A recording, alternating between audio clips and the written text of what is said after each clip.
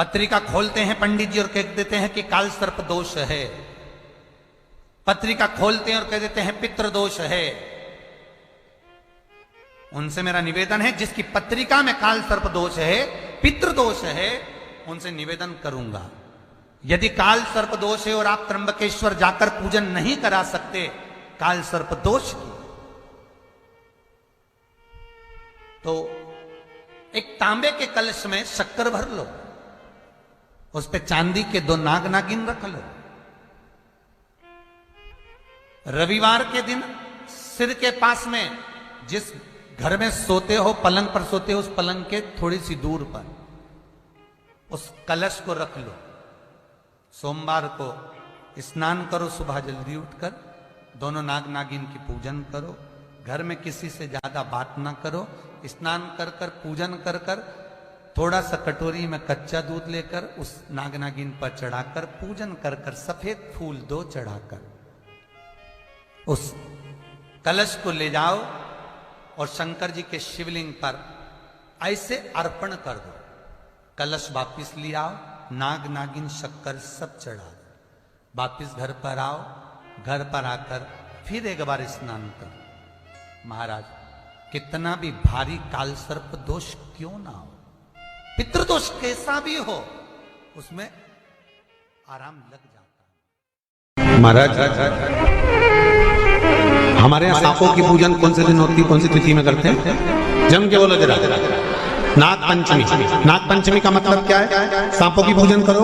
नाग पंचमी का मतलब होता है शंकर जी के मंदिर में जाकर 1 लोटा जल समर्पित कर दो। उसका कारण क्या है कि हमारे परिवार में, हमारे कुटुंब में कोई 7 पीढ़ी के अंतर्गत भी अगर कोई जीव तड़प रहा होता है, पड़ा हुआ होता है, उसकी मुक्ति नहीं होती है, तो पंचमी का चढ़ा हुआ जल उस जीव को प्राप्त हो जाता है और वो जीव तर जाता है, उसका फिर जन्म नहीं होता। वो तर श्रावण महीने की पंचमी के दिन शंकर भगवान पर जिस परिवार के व्यक्ति का कांवड़ जल हमने बताया है आपको, जरूरी नहीं है कि डंडा बांधकर 2 कावड़ के जल के लोटे लेकर जाओ, आप अपने हाथ में भी 2 पात्र लेकर जा सकते हैं।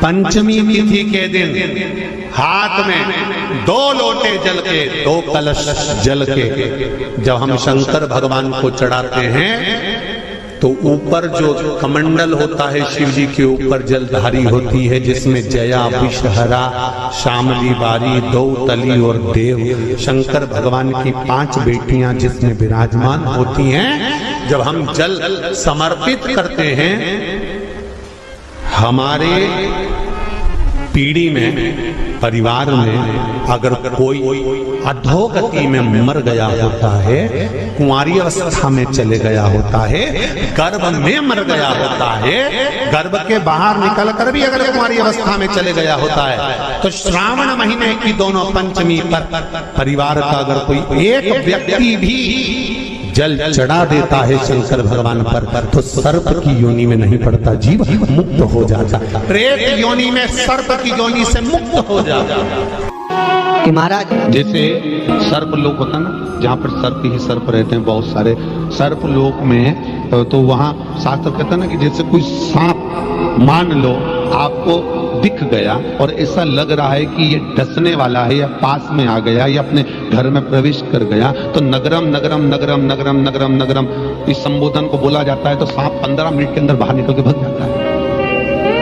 केवल नगरम शब्द को बोलने पर, केवल नगरम शब्द, नागर, अब आज भी नियम है महाराज, अगर नागर वंश का कोई ब्राह्मण है, नागर कुल का अगर कोई ब्राह्मण है और किसी को अगर सांप काट गया, नागर वंश का व्यक्ति अगर हाथ पकड़कर नगरम, नागर वंश का व्यक्ति अगर हाथ पकड़कर नगरम नगरम शब्द का संबोधन करता है, तो सांप का जहर उतर, सांप का जहर बाहर, नगरम शब्द का वो संबोधन। महाराज,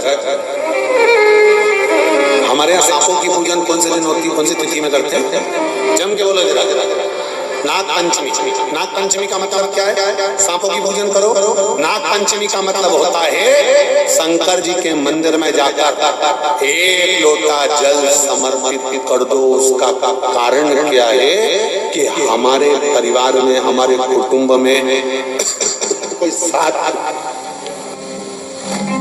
परिवार में कोई 7 पीढ़ी के अंतर्गत भी अगर कोई जीव तड़प रहा होता है, पड़ा हुआ होता है, उसकी मुक्ति नहीं होती है, तो पंचमी का चढ़ा हुआ जल उस जीव को प्राप्त हो जाता है और वो जीव तर जाता है, उसका फिर जन्म नहीं होता, वो तर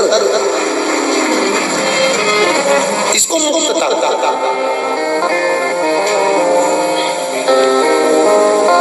इसको मोक्ष कहता।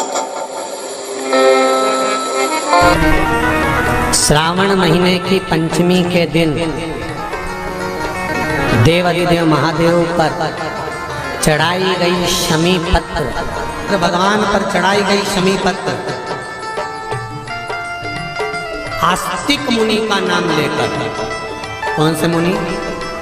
आस्तिक मुनि का नाम लेकर शमी पत्र को वापस उठाकर उसको अपने दरवाजे की चौखट पर कहीं पर भी या द्वार पर कहीं पर भी एक ओर रख देने पर घर के अंदर, बगीचे के अंदर सर्प प्रवेश नहीं करता।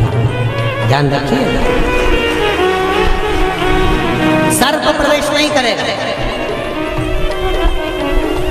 शमी पत्र समर्पित करने पे उस शमी पत्र को आस्तिक मुनि का स्मरण करने, कौन से मुनि है?